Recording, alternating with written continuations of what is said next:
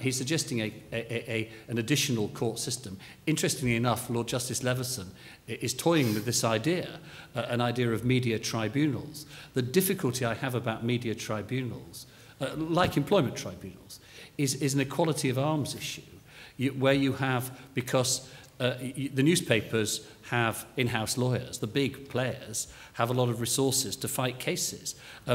Private individuals, I mean, if the footballer is at Workington Town, his wages are not going to be very high. He's not going to be able to afford lawyers. So he turns up at the tribunal, and Max says, well, we'll have the reporter along. But the reporter's done 50 of these tribunals before. The reporter knows his way around. The reporter probably knows the judge. You've got a complete inequality of arms, and the only way you can deal, I mean, I'm afraid to say lawyers are a sort of terrible necessity in sort of human society, because we actually speak for people who can't speak for themselves. And once you have lawyers, inevitably a tribunal system becomes starts looking like a court system. Okay, that's a quick reply. There are a couple of questions there. Where's the microphone? Can we have the microphone? Can I just say something about the question, about the initial questions, Steve? Because the initial question is a great concern to me. I was concerned that someone should ask that question, because that is to put the term to the debate, it's state control over the media or freedom of expression, is already to have completely misunderstood the problem. The position is nobody has ever proposed, state censorship, state control over content. The question is, to what extent does society generally have to provide a mechanism for ensuring that newspapers and other media keep to the rules? Now, it does that for judges, it does that for barristers. Why shouldn't it do it for the media with appropriate safeguards? I mean, it seems to me there is no rational counter-argument. Okay. Max, quick response. Very quick response on that. The thing is that, first of all, if the reporter had indeed done 50 tribunals, he'd by then have been in such trouble that nobody would go on employing him. But what would happen in real life is that if the footballer was fairly inarticulate, the reporter was actually quite right. The adjudicator would help the footballer, and you see this all the time in the courts. I mean, Hugh knows much more than I do. If you get a litigant in person, the judge will go out of his way to try and help him and make sure arms are equal.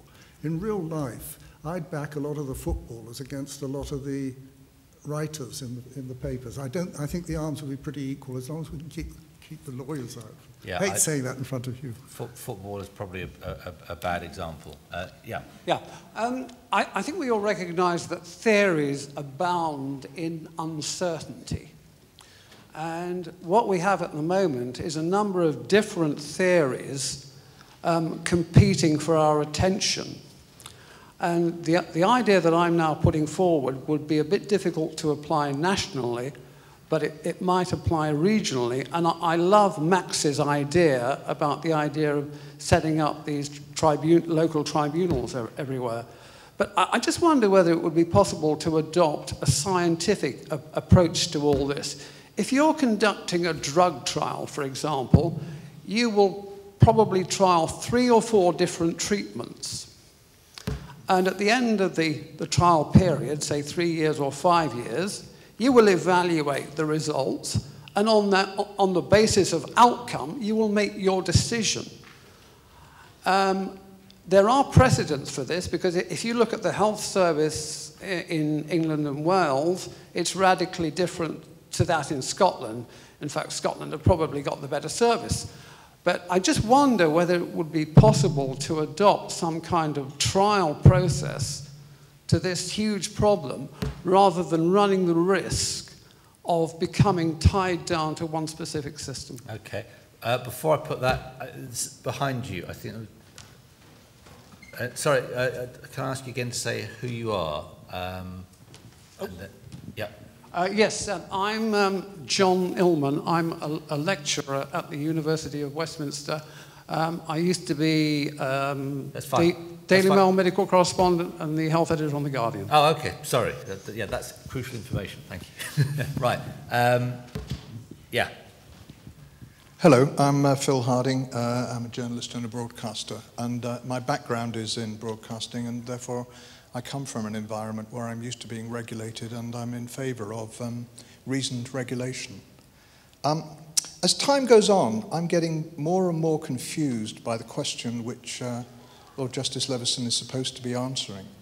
It seems to me this inquiry was set up initially to deal with some totally unacceptable behaviour by some journalists, number yet to be determined, working on the news of the world. And that, of course, was something that was illegal anyway and could have been dealt with by the law and should have been dealt with by the law and is now belatedly being dealt with by the law. But the PCC seems to me to have got it in the neck for that and for not having sorted it out and for not having done what the police ought to have done in the first place. And we hear a lot about the PCC now lacking enforcement. But wasn't the real problem with the whole News of the World issue not one of enforcement, but one of discovery? They weren't able to find out what was going on. They were lied to, and they had to, either by lack of will or lack of process, accept too many of those lies. And I wonder, my first question, I wonder what in the new system is going to enable a new style PCC regulator to find out what has really gone on in future circumstances, and how you can do that in a way that doesn't end up with masses of lawyers and becoming a very cumbersome process. My second question is this, right. And I'll make it brief. My second question is this. All the panelists, I think, today have said that the problem really is about abuse of power. That seems to me to be a very widespread problem, and one that stretches across the whole of society. And we've heard about Islamophobia and bullying on Facebook and everything else being brought into this issue. Is that really one that you can reasonably expect any new system of regulation to deal with? And isn't the risk that we are about to launch a wholly new and maybe possibly Leviathan-like system of regulation to solve a problem that it's not actually going to be able to solve in the first place?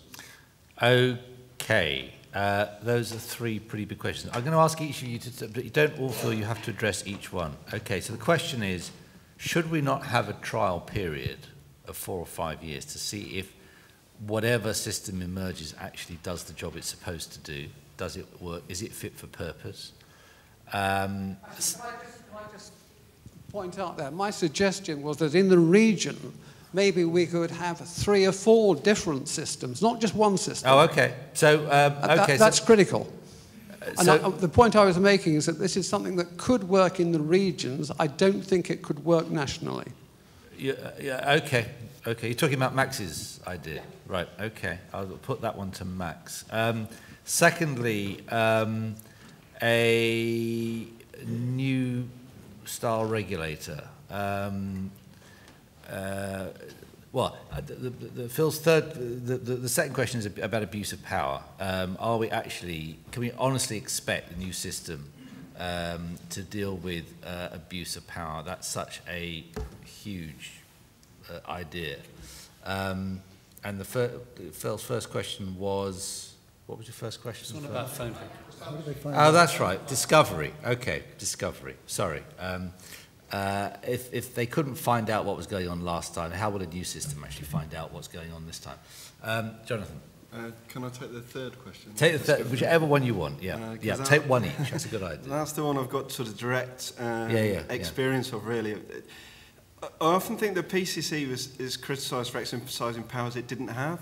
It was actually exercising the remit it had, and I saw from personal experience that the reason it got itself into a mess and the reason that we are where we are now is because it didn't have those investigative powers to go in and find that information, and it was blatantly misled by News International. We saw that with the Silverleaf advice that was given in 2008 when you compare and contrast that with the information that Colin Myler gave to the PCC.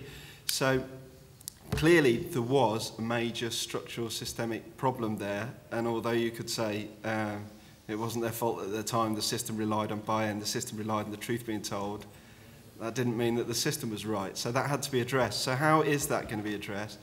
And the point is, with the new body, it would have a dedicated standards and compliance arm with investigative powers.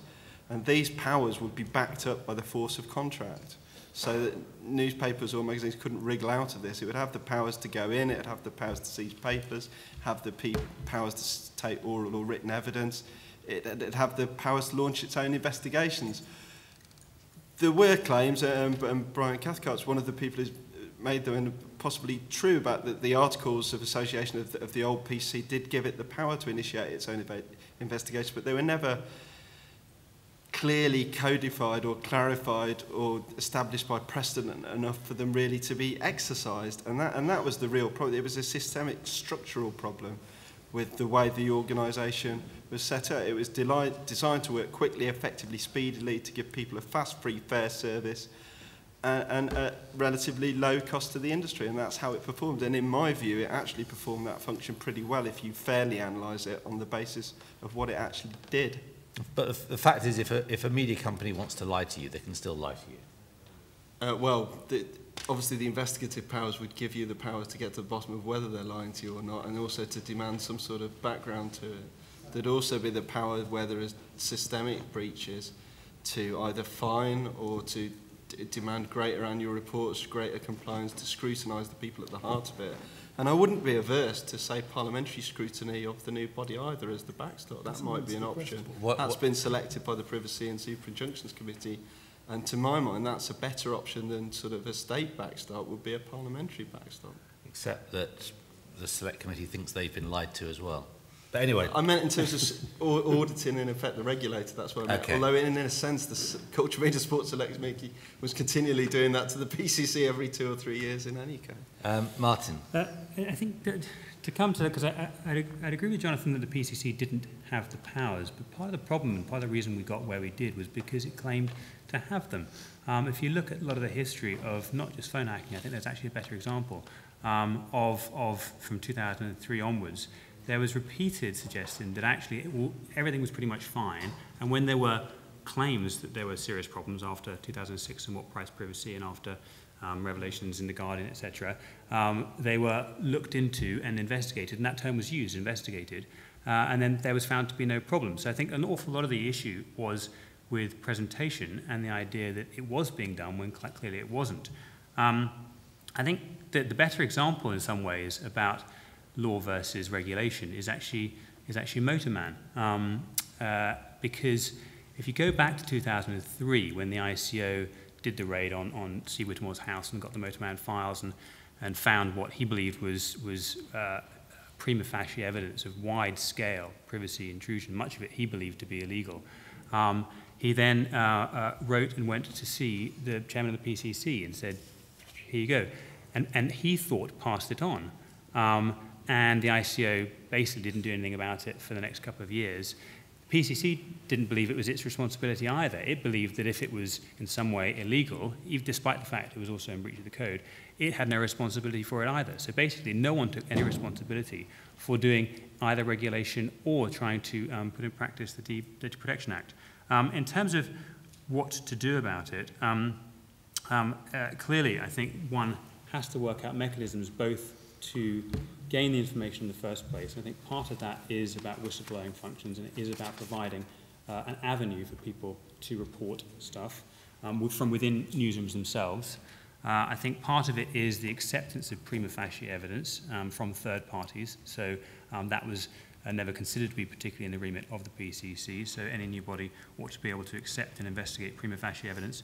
And part of it is to have some forms of investigatory powers, and there are models in other sectors, particularly it's been referred to before with the polluter pays model in financial services and elsewhere, where if there are serious allegations and if there is some prima facie evidence, then an investigation can be done, which is paid for by the person being investigated. So I think there are options that one can do, and as long as one is plain and clear about what can be done and what is within the remit of regulation as opposed to within the remit of the law. The problem is when things fall between the two. Okay.